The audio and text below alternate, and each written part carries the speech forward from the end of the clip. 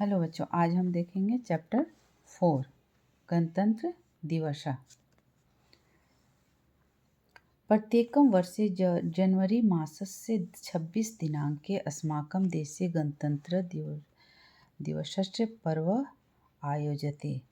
प्रत्येक वर्ष में जनवरी माह के 26 तारीख को हमारे देश में गणतंत्र दिवस पर्व का आयोजन होता है। मतलब गणतंत्र दिवस मनाते हैं हम लोग प्रत्येक वर्ष के जनवरी माह के 26 तारीख को, मतलब 26 जनवरी को हमारे देश में गणतंत्र दिवस का आयोजन होता है। गणतंत्र दिवस का त्यौहार हम लोग मनाते हैं। आंग्ल शासनात् मुक्ते पश्चात देशस्य व्यवस्थित संचालनाय संविधानम अस्मिनेव दिने स्वीकृतम। क्या बोल रहा है? आंग्ल शासनात्, यहाँ पे पंचमी विभक्ति हो गया, ठीक है। अंग्रेजों के शासन से मुक्ति मतलब मुक्त, आज़ादी। अंग्रेजों के शासन से मुक्त होने के पश्चात देश को व्यवस्थित रूप से संचालन करने के लिए संविधान को इस दिन स्वीकार किया गया। अतएव गणतंत्र दिवसस्य आयोजनम अस्मिन् दिने भवति। इसलिए गणतंत्र दिवस का आयोजन जो है इस दिन होता है। अयम दिवस राष्ट्रीय उत्सव रूपेण संपूर्णे अपि भारते उल्लासेन मान्यते। इसलिए हम सब इस दिन को राष्ट्रीय उत्सव के रूप में संपूर्ण भारत में उल्लास से मनाते हैं। अस्मिन् दिने प्रातःकाले विभिन्नां विद्यालयानां छात्रा च राष्ट्रध्वजं स्वीकृत्य नगर परिक्रमां कुर्वन्ति। इस दिन प्रातःकाल सुबह के समय विभिन्न विद्यालयों के छात्र और छात्राएं जो राष्ट्रीय ध्वज लेकर नगरों की परिक्रमा करते हैं और विविध घोषवाक्यानि घोषयन्ति और नारे लगाते हैं। सर्वकारी संस्थासु अन्य संस्थासु राज्यस्य विधानसभासु सार्वजनिक स्थलेषु च ध्वजारोहणस्य कार्यक्रमः भवति। सरकारी संस्थानों में, अन्य संस्थानों में, राज्य के विधानसभाओं में और सार्वजनिक स्थलों में ध्वजारोहण मतलब झंडे को फहराने का कार्यक्रम होता है, ध्वजारोहण होता है। अन्ते सर्वे मिष्ठान्नं खादन्ति और अंत में सभी मिठाइयाँ खाते हैं। विद्यालयेषु विभिन्न सांस्कृतिक कार्यक्रमाः आयोज्यन्ते। विद्यालयों में विभिन्न सांस्कृतिक कार्यक्रम का आयोजन होता है। मार्गे यत्र तत्र प्रदर्शनी स्थापिता भवति। रास्ते में यहाँ वहाँ प्रदर्शनी लगाई जाती है। सर्वत्र आनंदस्य उल्लासस्य च वातावरणं भवति। सभी जगह आनंद और उल्लास का वातावरण होता है। देशभक्ति गुम्फितानि गीतानि सर्वत्र श्रूयन्ते। देशभक्ति गीतों से चारों तरफ सांस्कृतिक देशभक्ति गीत बजते हैं, सर्वत्र सुनाई देते हैं।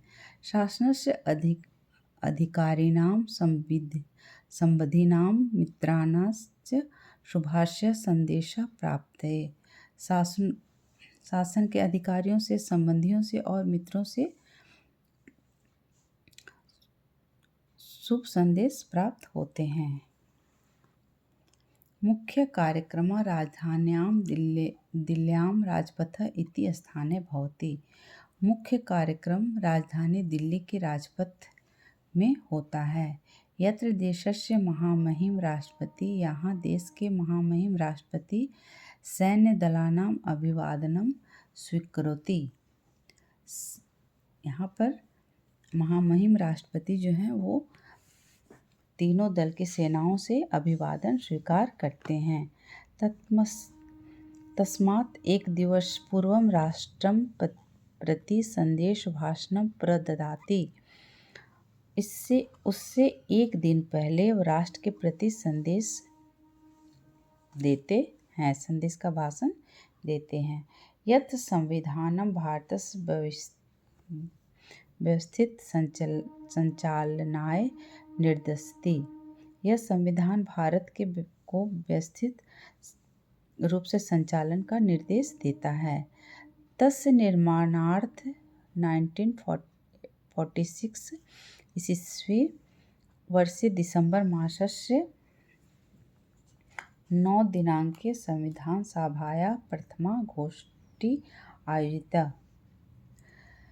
इसका निर्माण 1946 ईस्वी के 1946 ईस्वी के वर्ष दिसंबर माह के 9 तारीख को संविधान सभा का प्रथम गोष्ठी का आयोजन हुआ था।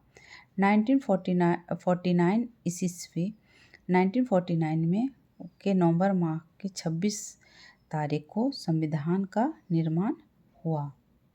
अस्य संविधान सभायाम अध्यक्ष डॉक्टर राजेंद्र प्रसाद आसीत्। इस संविधान सभा के अध्यक्ष डॉक्टर राजेंद्र प्रसाद थे। ड्राफ्टिंग समिति के अध्यक्ष डॉक्टर भीमराव अंबेडकर थे। संविधान निर्माण के पश्चात 1950 ईस्वी के वर्ष जनवरी माह के 26 तारीख को देशेन इदम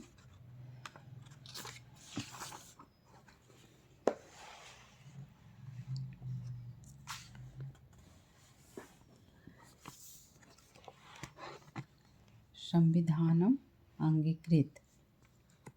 संविधान को स्वीकार किया गया, मतलब लागू किया गया।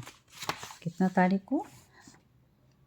संविधान निर्माण के पश्चात 1950 ईस्वी के जनवरी माह के 26 तारीख को देश में इदम संविधानम अंगीकृत, उसको अंगीकृत किया गया, मतलब स्वीकार किया गया। तदा प्रभृति अस्य संविधानस्य निर्देशनया सम्पूर्णस्य देशस्य सर्वा व्यवस्था प्रचलन्ति। तब इस संविधान के निर्देश के अनुसार पूरे देश की सारी व्यवस्था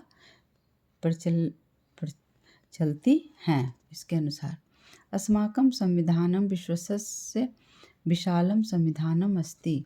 हमारा संविधान विश्व का विशाल संविधान है। अधुना अस्मिन् संविधाने 448 अनुच्छेदा। हमारे संविधान में 448 अनुच्छेद हैं और 12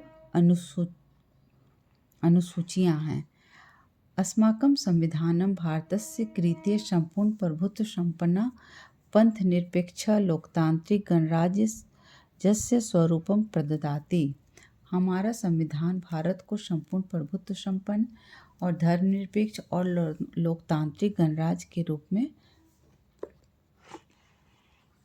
स्वीकार किया गया है, दिया गया है भारत को। अत्यंत्यम लोकतंत्र संसदीय व्यवस्था रूपम कार्यम करोति।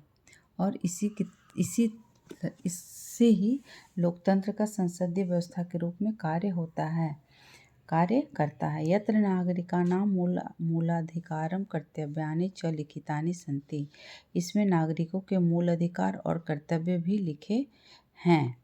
अस्माकं संविधानं न्यायिक पुनर्वलोकनस्य अधिकारोऽपि अस्मभ्यं प्रददाति। हमारा संविधान न्याय का पूर्ण अवलोकन करने का भी अधिकार देता है। समय समय आवश्यकताम् अनुभूय अस्मिन् संविधाने परिवर्तनं संशोधनं च भवति। समय समय पर आवश्यकता के अनुसार हमारे संविधान में परिवर्तन और संशोधन भी होता है। चलिए आज के लिए बस इतना ही। अगले क्लास में हम लोग इसका अभ्यास देखेंगे।